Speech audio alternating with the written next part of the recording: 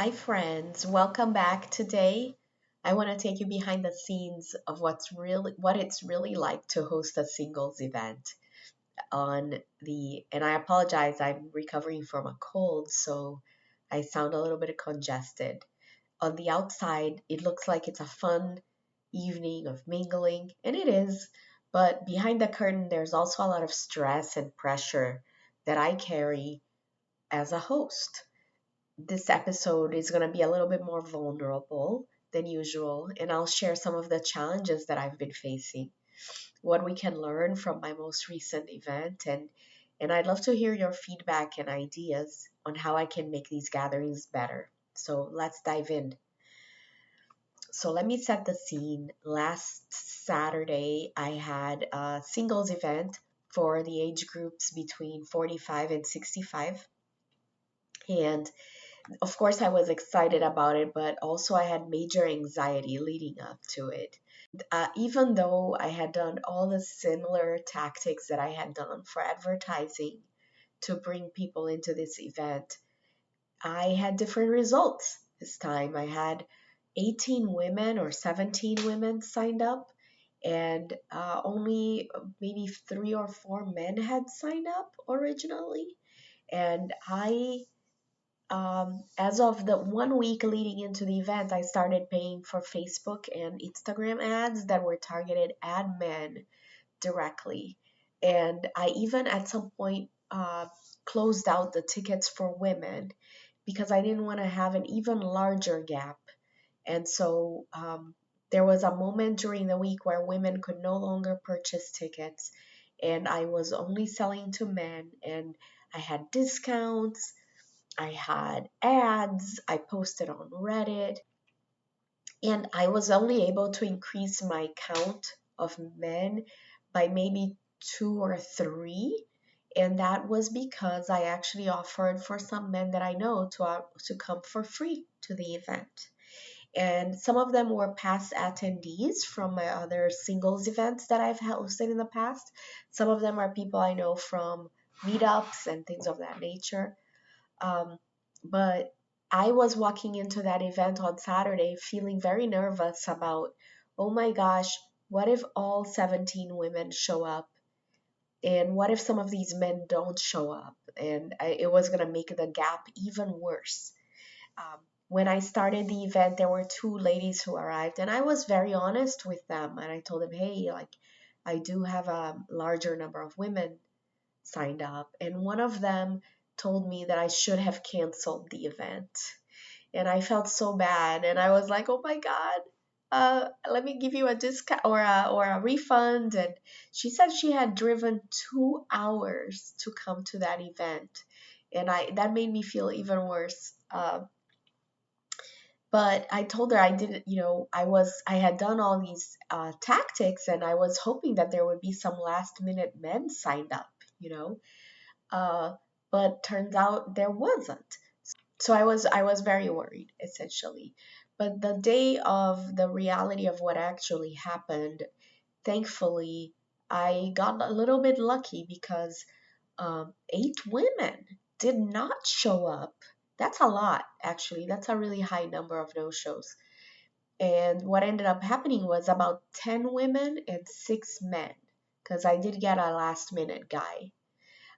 And I was so relieved when I saw that guy walking in the door. So in the end, the experience for the ladies who were there wasn't so bad because the disparity wasn't that large. And the men who did show up, all of the men who told me they were coming came. So I was like, thank God these men are not flaky. And then uh, they had a nice time. For the most part, I think most people had a nice time. I got some positive feedback. Even the lady who was upset and said I should have canceled seemed to have warmed up by the end of the event and seemed to be having a nice time with the other people. I was very thankful to her because she was also doing some of the games and having people talk about their experiences. And by the time I left, there was a little group that had remained, and they were just having a nice time. They didn't seem to be in a hurry to go anywhere. So it's like, good for them. I did have some follow ups from the event that somebody wanted somebody's number. So that's always nice when that happens. So in the end, I was relieved that some of the people had not shown up, although that can't be my strategy, right? Like hope is not a strategy. I can't be counting on people to not show up for events. So I feel a lot of pressure to get the gender balance right. Um, I have some anxiety that people will either judge me or blame me or just be very unhappy with the event if they show up and there's only like if say there's a lot more women than men. And that's the weight of me trying to control something that I have no power over. I have no power or control over who signs up or who shows up. As far as who signs up, I guess I can put a cap on tickets for men or women, but that's about it. I don't have the control over who actually signs up.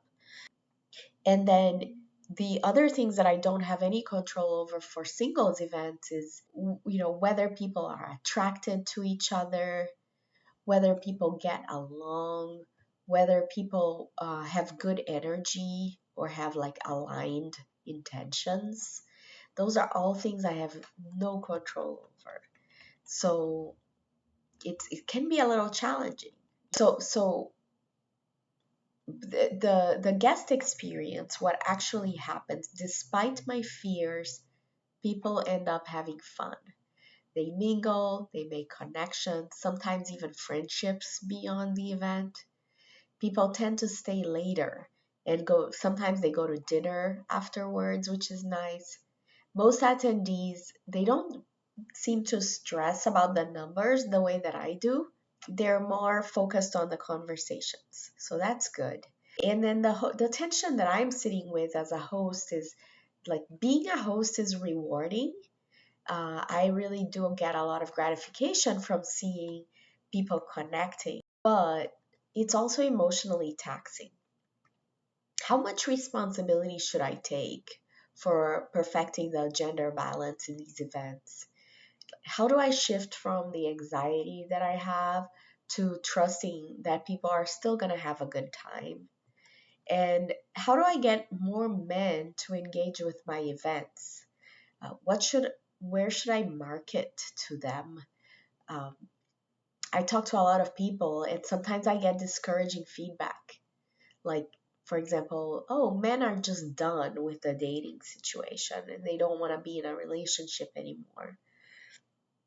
I believe they're talking about men in that uh, age range between 45 and 65. Or some people that I talk to will tell me that men just want to date younger women, that if I marketed to them saying that I would have younger women for them to talk to, that then I would have a better turnout. I don't know how much of that is true or impression. So I guess I wanted to ask my listeners, if you're listening to this, if you have any feedback or ideas for me, I would be super appreciative. If you go to singles events, do the gender ratios matter as much as I think they do? What would make people feel more comfortable, even if the numbers are not exact? How can I reframe these events so that the pressure feels a little lighter on me? And how much, gosh, it would mean so much for me if I were to get some input or some help to figure this out, because it's a challenge.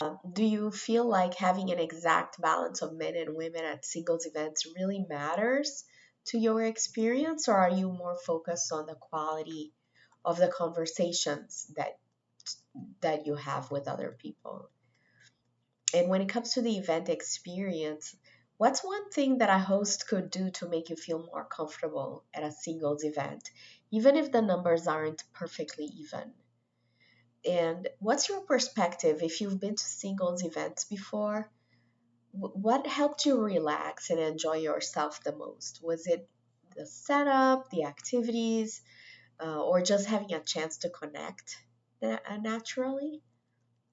Any other ideas that you have for making these events feel fun and low pressure for everyone? regardless of ratios. So that's my honest behind the scene look at hosting singles events. The truth is, these nights always seem to work out in the end. People laugh, they connect, then sometimes new friendships or relationships are born. But as the host, I carry a lot of pressure and leading up to them, and I don't always know how to ease that weight. If you've got any thoughts or feedback or ideas, I would love to hear them. You can message me, email me, or connect with me on social media. And at the end of the day, if these events are for you, your perspective can help make them even better. Um, thanks for letting me share this vulnerable side of this work, and thank you, as always, for being part of this journey with me.